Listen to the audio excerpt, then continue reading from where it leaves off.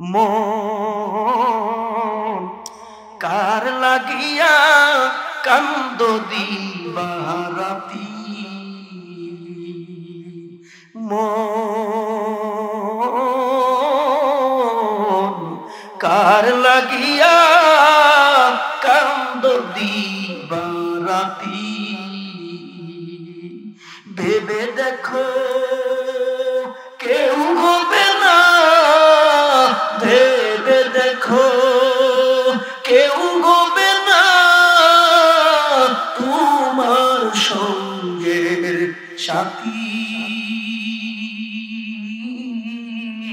কার লাগিয়া কান্দ দিবা রাতি, মন কার লাগিয়া কান্দ দিবা রাতি, আপন আপন কইরা যারে ভাবছো সারাক্ষণ, আসলে যে কেউ নয় তারা, কেউ নয় রে আপন, আপন আপন কইরা যারে ভাবছো সারাক্ষণ, আসলে যে কেউ নয় তারা, কেউ নয় রে আপন। ও তুই আজ না হয় কাল বুঝবি একদিন রে,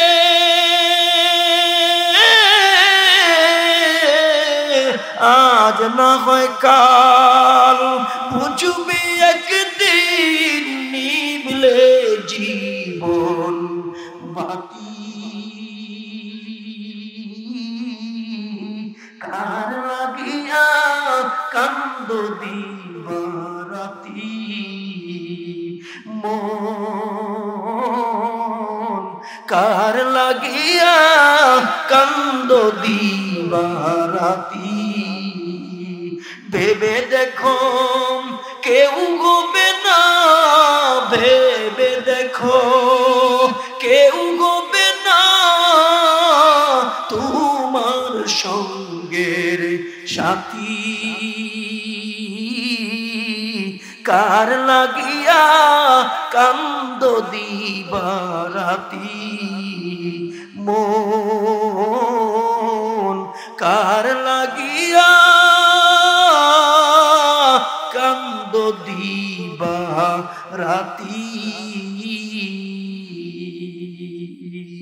এই রাস্তা দিয়ে আপনার বাবা হাইটা হাইটা বাজারে গেছে, ওই যে ঘরের ভিতরে খাট, ওই খাট এখনো আছে, মা জননী ওই খাটের মধ্যে ঘুমাইছে, মা নাই দুনিয়ায়, ওই বাবা নাই দুনিয়ায়, এই দুনিয়া থাকার জায়গা না, ওই কবরের মধ্যে কি নিয়ে যাব, কোন সামান আপনার নাই, কোন সামান আমার নাই। এবারে হুজুর মনে মনে চিন্তা করেন, এতক্ষণ আমার মাথার মধ্যে ওই চাকরির টেনশন ছিল, এখন মাথার মধ্যে টেনশন হইল কবরের টেনশন। আমি লোকটার জানাজা পড়াইলাম, আমি লোকটার নিজের হাতে দাফন দিলাম, এত সুন্দর কবর, আল্লাহ এত সুন্দর কবরটারে মহান আল্লাহ ফুলের বাগান বানায়া দিছে। এবার ডাইকে বলেন ভাই এই লোকটার আমল সম্পর্কে আমার একটু জানতে মনে চায়। মানুষগুলি ডাইকে কই হুজুর এই লোকটার আমল তেমন আমরা জানি না, এই লোকটা তেমন বড় আবেদদার নাম। ডাইকে বলেন লোকটার যদি গোপন কোনো আমল থাকে, লোকটার বাড়িতে একটা মাত্র কন্যা, ওই মেয়েটার অধিক ভালোবাসার কারণে বিয়ে দিয়ে বাড়ির মধ্যে রেখে দিয়েছে, ওই মেয়েটার কাছে হয়তো গোপন কোনো আমলের সন্ধান থাকতে পারে। এবার হুজুর ডাক দিয়ে বলেন চলো আমারে ওই মেয়েটার কাছে নিয়ে চলো। মানুষগুলি মেয়েটার কাছে নিয়ে গেলেন, বাড়ির আঙ্গিনা যাইয়া হুজুর ডাক দিছে, মা আমি নিজে তোমার বাবার জানাজার নামাজ পড়াইছি গুমাম, আমি নিজে তোমার বাবার কবরের মধ্যে নামছি গুমাম। আবার আমার প্রয়োজনে তোমার বাবার কবরটা 40 থেকে 45 মিনিটের ব্যবধানে ওই কবরটা আবার আমি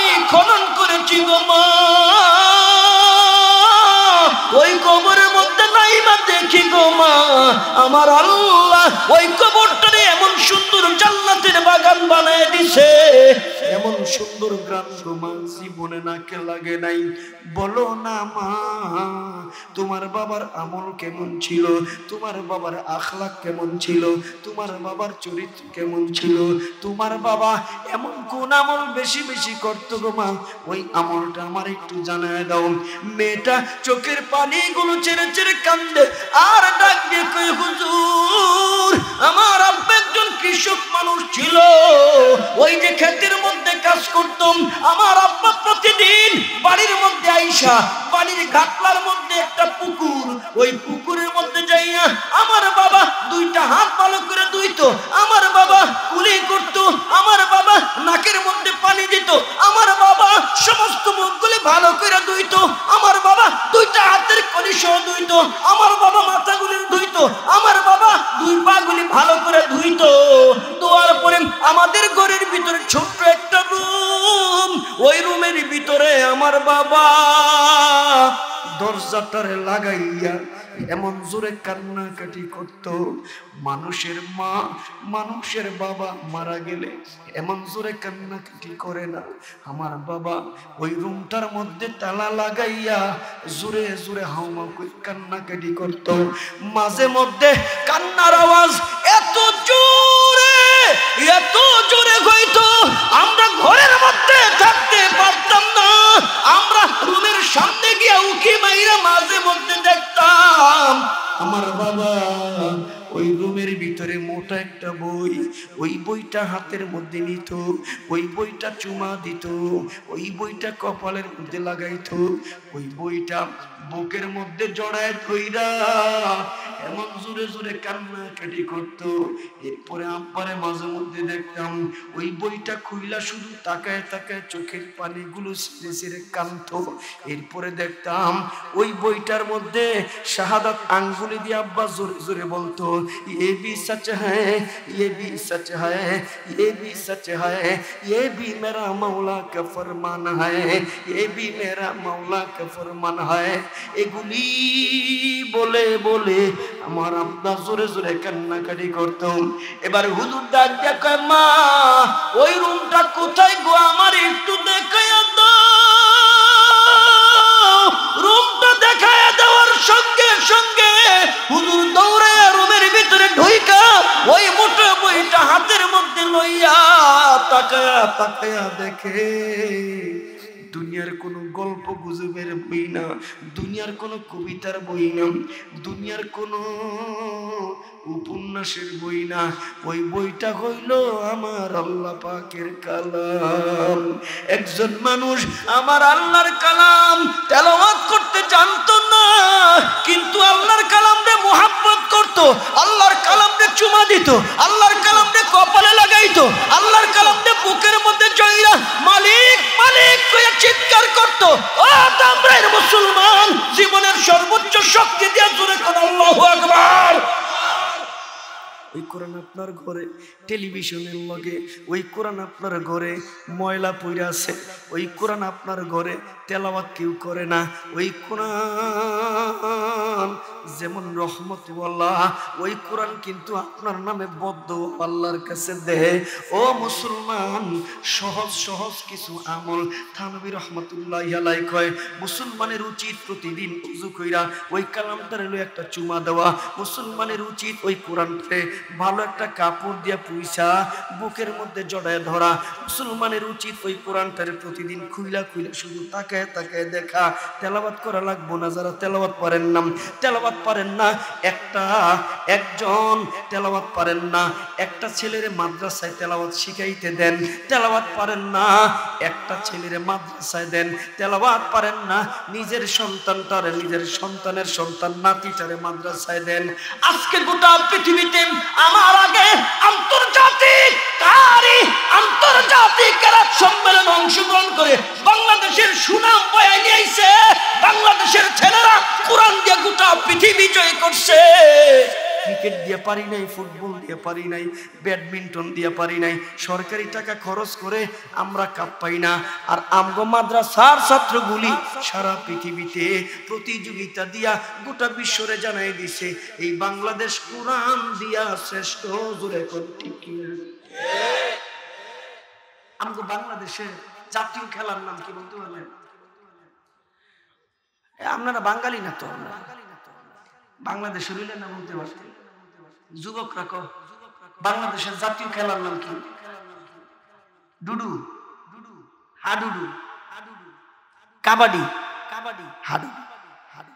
তো গোল টিবিল আন্তর্জাতিক কয় এই তোমাকে দেশের খেলা কি? জাতীয় খেলা কয় ক্রিকেট। আচ্ছা বুঝলাম, এটা উর্ফি দিয়ে গেলে 6, নিচ দিয়ে গেলে 4, স্টিমে লাগলে আউট, এটা বুঝছি ক্রিকেট। তোমাদের দেশের জাতীয় খেলা কি? কয় ফুটবল। আচ্ছা এটাও বুঝলাম, একটা বার থাকে বল ভিতরে গেলে গোল হয়, এটা বুঝছি। তোমাদের দেশের খেলা কি? কয় ব্যাডমিন্টন। আচ্ছা এটাও বুঝলাম, সামনে দিয়ে একটা নেট থাকে একদম বাইরে, এটা বুঝলাম। তোমার দেশের খেলা কি? কয় হকি।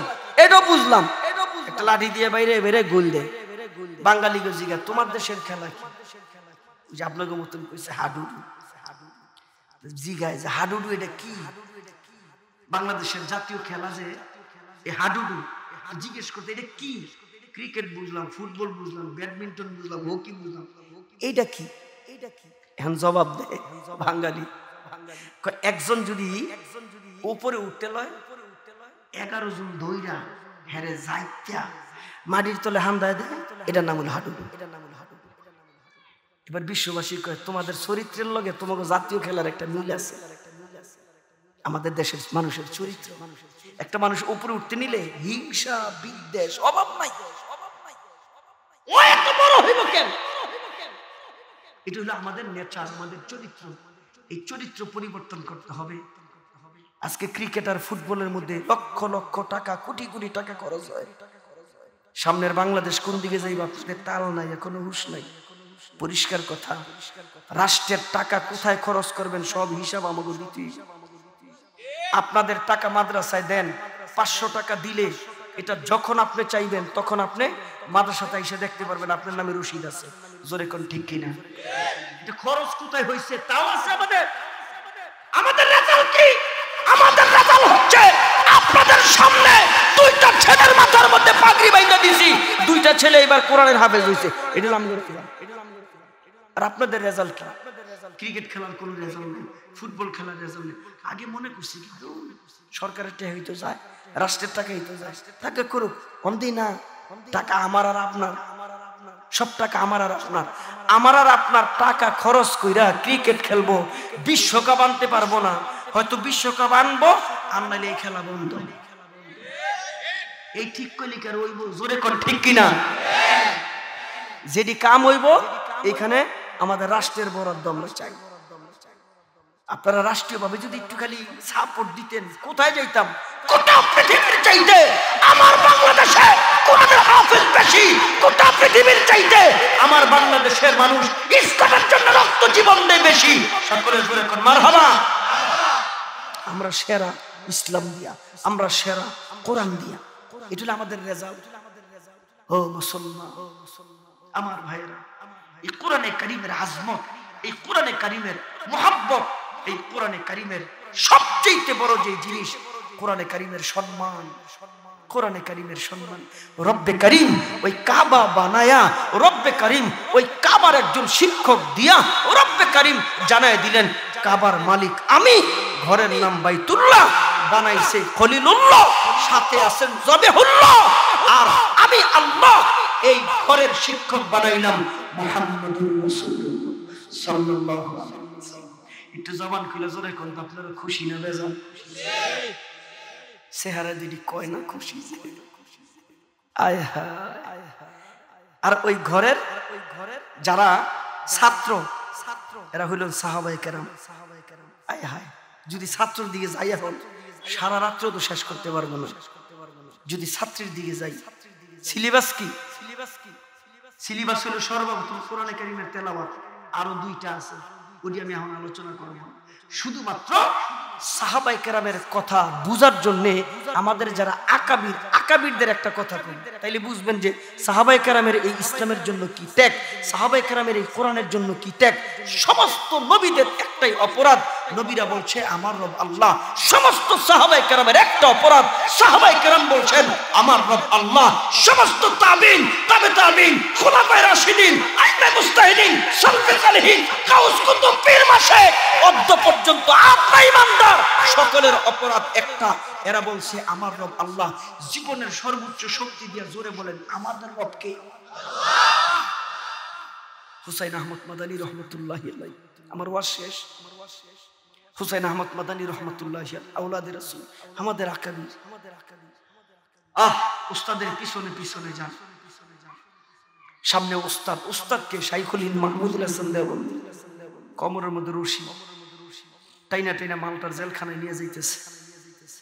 পিছনে পিছনে হুসাইন আহমদ মাদানী যায়। এই কোথায় নিয়ে যাও?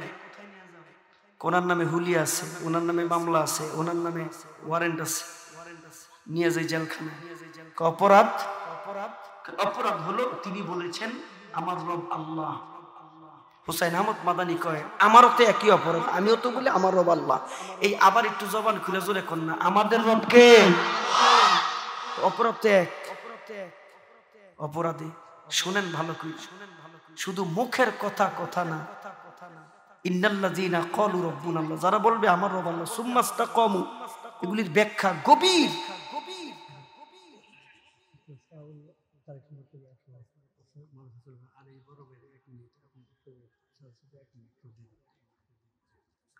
সমস্ত সূত্র এক মুসলমান ভাইরা, সমস্ত সূত্র এক। কি সূত্র? ইন্নাল্লাযীনা ক্বালু রাব্বুনাল্লাহ, যারা বলবে আমাদের রব আল্লাহ, সুম্মা ইসতাকামু, ইস্তেকামত থাকা। এটার অর্থ কি? আমি বলছি আমার রব আল্লাহ, আমি তো ইস্তেকামত আছি, আমি তো বলছি আমার রব আল্লাহ না। এটার অনেক ব্যাখ্যা। যে ব্যক্তি বলবে আমার রব আল্লাহ, সে কোনোদিন গুনাহ করতে পারে। যে বলবে আমার রব আল্লাহ, তার থেকে কোনোদিন নাফরমানি হতে পারে না। যে বলবে আমার রব আল্লাহ, তার সামনে কোনো অন্যায় হইতে পারে। আপনার সামনে তো অন্যায় হইতেছে, আপনি কিছু করেন হন নাই, বাধা দিলেই তো আক্রমণের শিকার হইত। ওই যে সুন্নাস্তা কম। ও মুসলমান, হুসাইন আহমদ মাদানী রহমতুল্লাহি আলাইহি বলেন সর্বনাশ, আমার তো অপরাধ একটা, আমারই নিয়ে যাও। কয় না, তোমারই নেওয়া যাবে না। কেন? তোমার উস্তাদের নামে মামলা আছে, গুলি আছে, ওয়ারেন্ট আছে, অর্ডার আছে। খালি ৭১ শুনেন। মুক্তিযুদ্ধ সম্মান করি আমরা, এদেশের আলেম ওলামারা, তৌহিদি জনতা। দেশের প্রয়োজনে ওই যে মুক্তিযোদ্ধা নাম লেখাইতে হইব, ভাতা পাইতে হইব, সুযোগ সুবিধা পাইব, এর লিগে মুক্তিযুদ্ধেরা জীবন ও রক্ত দেয় নাই, এরা দেশের জন্য দিছে। এই ৭১-এর আগে ১৯০ বছর ইংরেজদের গোলামির চিনজিন থেকে ওলামায়ে কেরাম যুদ্ধ জিহাদ করে দেশ স্বাধীন করছে ভারত। একজন ঠিক করলে হইব, সবাই জোরে কোন ঠিক কিনা? আপনারা ঠিক কইলো ঠিক, না কইলো ঠিক।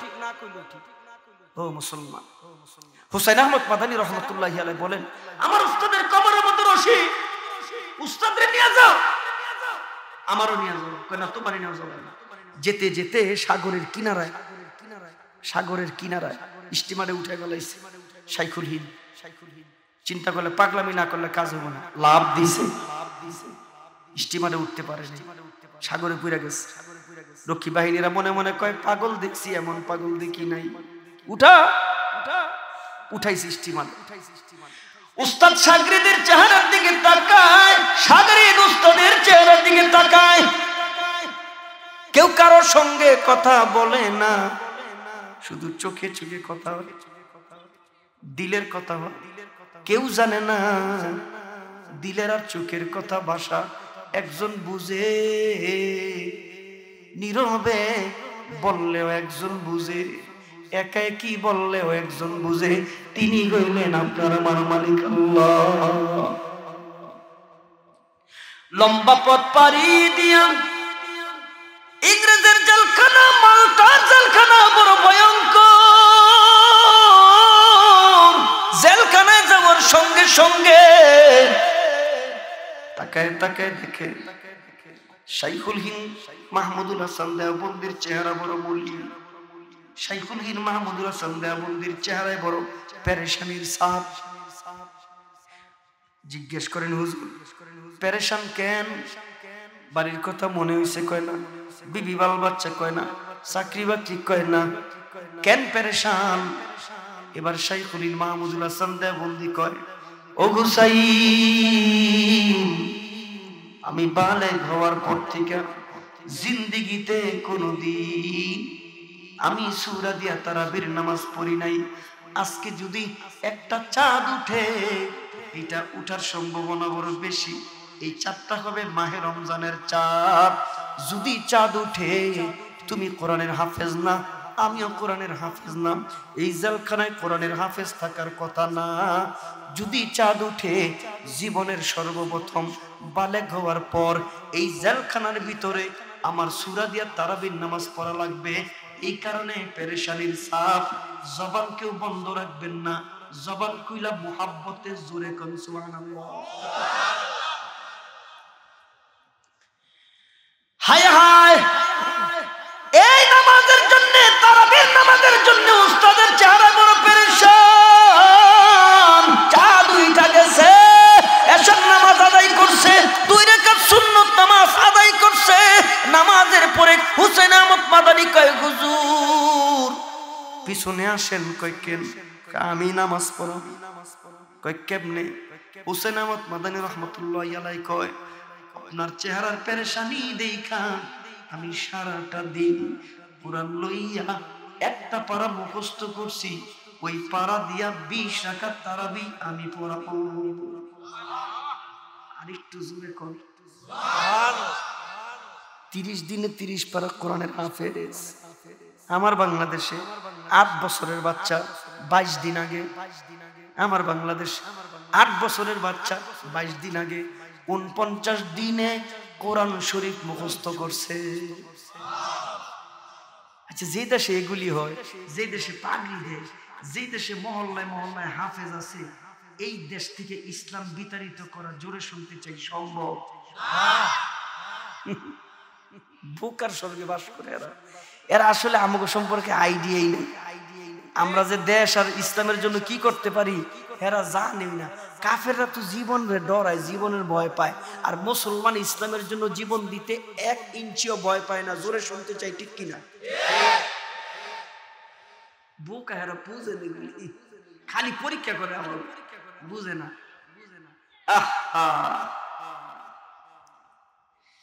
Presents by Kuakata Media Center. হক্কানি আলেমদের নিত্য নতুন ভিডিও পেতে আমাদের চ্যানেলটি সাবস্ক্রাইব করুন। কুয়াকাটা মিডিয়া সেন্টার, ইসলামিক বিনোদনের বিশ্বস্ত সঙ্গী।